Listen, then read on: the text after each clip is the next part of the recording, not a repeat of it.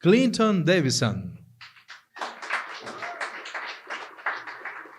Vou falar o sobrenome Fialho, né? Porque aí traz um quê de brasilidade.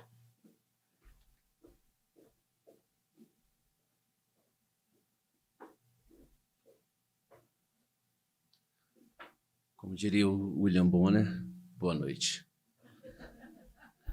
Gente, alguém aí já tomou um remédio endemoniado chamado de Rivotril? Quando a gente para de tomar, dá umas tremedeiras. Então, não menosprezando a emoção de estar aqui, se eu começar a dar umas tremedeiras, tem a ver com isso, tá? Explicando esse nome maluco, meu pai é físico, então, e ele tem uma ancestral dinamarquesa, Davidson. Ele resolveu juntar o inútil ao desagradável e botou Clinton Davidson Fialho. Eu gosto desse nome. Para um escritor, normalmente aparece assim na prateleira dos estrangeiros, né? E tem um preconceito danado contra nós. Então, eu me aproveitei disso. Eu vou ler um trecho aqui do Baluartes, Terra Sombria. É o primeiro capítulo. Quem quiser saber mais, o livro está R$50 aqui. Peraí, deixa eu botar aqui. Aqui a capa. O primeiro capítulo tem o sugestivo nome Joaquim Seu Pinico. Vila de Bitipoca, Minas Gerais, junho de 1780. O menino acordou de um pesadelo daqueles bem arrepiantes, em que rostos sombrios flutuam pela nossa cama com olhos sem expressão, mas profundos, como se pudessem tragar ali toda a sua alma. Os olhos deles encostavam nos seus, e é ali, por meio daquele olho no olho, que levavam toda a nossa vontade de viver. Joaquim abriu os olhos no quarto, mas o breu era tanto que mal poderia dizer se estavam realmente abertos, nem se ele ainda estava realmente vivo. Aqueles seres poderiam ter drenado, mastigado, sorvido sua alma, como a sua avó fazia com um prato de sopa. Ela, sem dentes, puxava o líquido quente e fazia um chiado horripilante.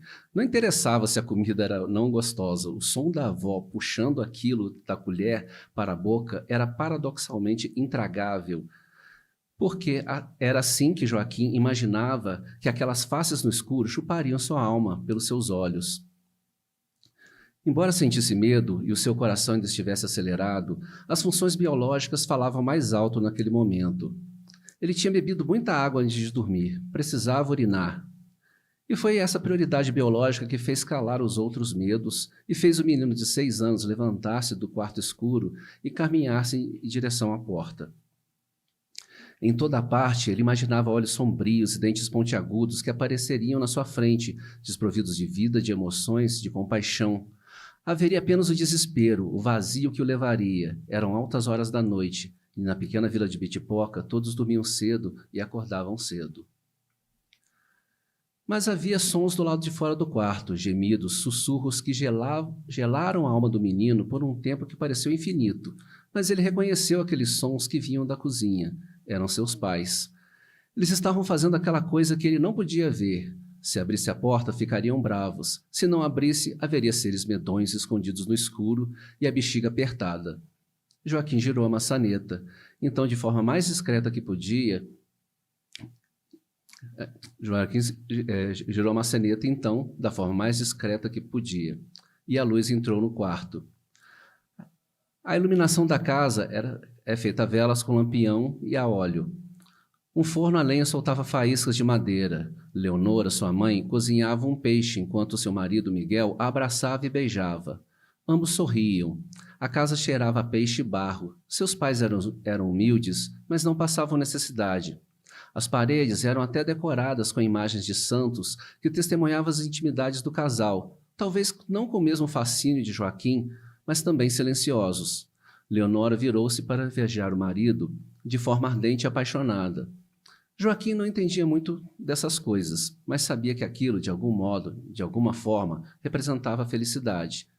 Ao menos seu pai e sua mãe pareciam felizes. Mas ainda precisava esvaziar a bexiga. E para passar da porta de seu quarto até a porta da sala, não havia solução senão avisar da sua presença. Resolveu que a melhor solução era romper o silêncio. Mãe! Miguel parou de beijar a mulher e chamou o nome do filho com tons imperativos. Joaquim! Me desculpe, disse o menino com um sorriso amarelo. O que você está fazendo aqui acordado numa hora dessas, menino?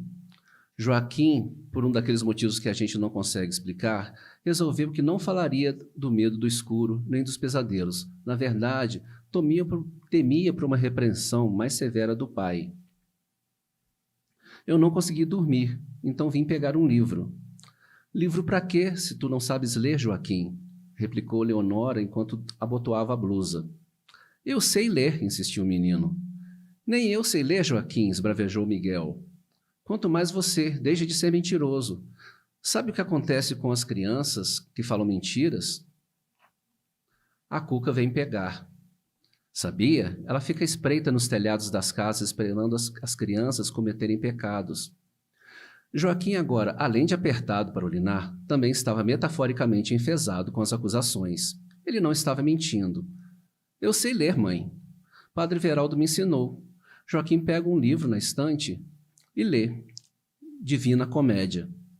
Pai e mãe fazem cara de deboche para a irritação do filho. Você me viu falando o nome desse livro, debocha Leonora. Joaquim pega outro livro no móvel e lê. Os Lusíadas, de Luís Vaz de Camões. Miguel fica com cara vermelha e toma o livro da mão do Joaquim. Criança não tem que saber ler. Tem que trabalhar e rezar. Você sabe o que eu acho desse negócio de ler não é do bem. Quem precisa disso? O menino não se dá por intimidado. Eu sei que você não gosta, pai, por isso que eu leio escondido. Olha a falta de respeito, moleque, disse Miguel, que lá no fundo começou a sentir uma coisa diferente. Na verdade, a impetuosidade do filho agradava-o. Leonora também compartilhava de sentimentos semelhantes, mas não se deu por vencida. Não estava na hora. E o padre Everaldo deveria te falar da Bíblia e de Jesus, não te ensinar a ler. Leonora suspirou e lembrou de olhar o peixe que estava preparando para o marido. O filho já havia jantado e ido deitar-se. Trata de voltar para o seu quarto agora. Joaquim, porém, ainda tinha mais para discutir com os pais. Por que vocês têm livros se não gostam de livros? Leonora finalmente sorri e faz um carinho no filho. Foi um presente do meu pai. Agora vai dormir, Joaquim. Joaquim fica parado. Não parece triste, mas apenas muito decepcionado. Na verdade, Padre Veraldo já havia alertado que seus pais não entenderiam que o filho tivesse tais pretensões intelectuais. Por isso mesmo, lhe ia escondido. Mas o menino ficou parado, olhando para os pais e depois para a porta. O que foi dessa vez, Joaquim? Indagou Miguel. Preciso fazer xixi e o pinico está cheio, disse finalmente o menino. Pega lá o pinico, leva lá fora e esvazia, instruiu o pai, deixando transparecer um sorriso amável. Aproveita e faz as coisas lá fora e traz o pinico vazio. Tudo bem, eu faço isso, disse o menino finalmente. Miguel dá um suspiro e sorri para a esposa, depois para Joaquim, depois pega o lampião e entrega para o menino, que chegou com um pinico de louça transbordando.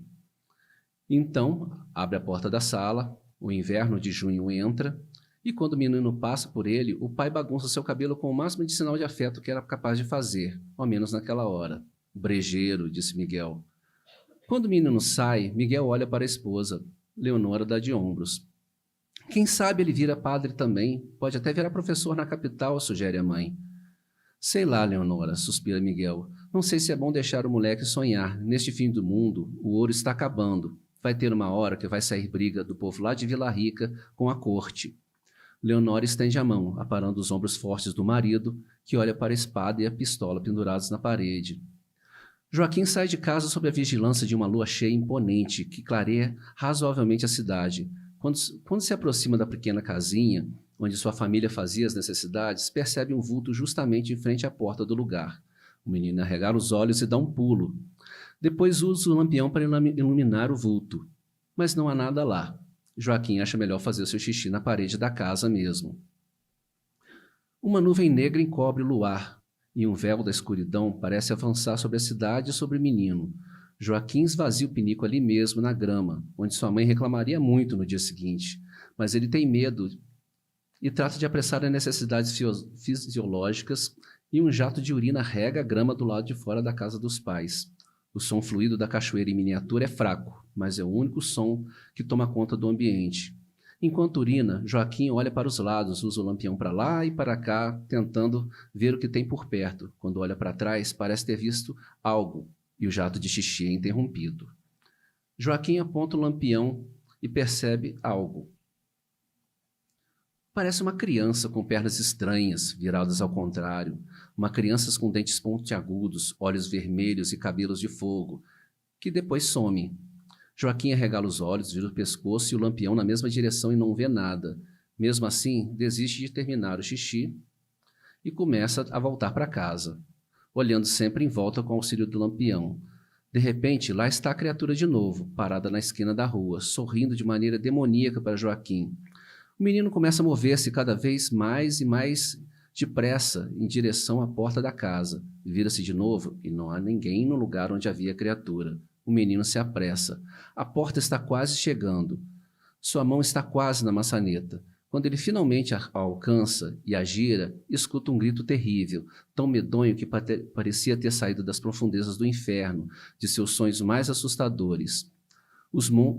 O monstro abre a boca com os dentes de piranha e começa a correr e aproximar-se dele com a velocidade espantosa, com garras levantadas em direção ao seu pescoço. A corrida desengonçada, de pernas viradas para trás. O menino grita e a criatura já está sobre ele, segurando seu pescoço.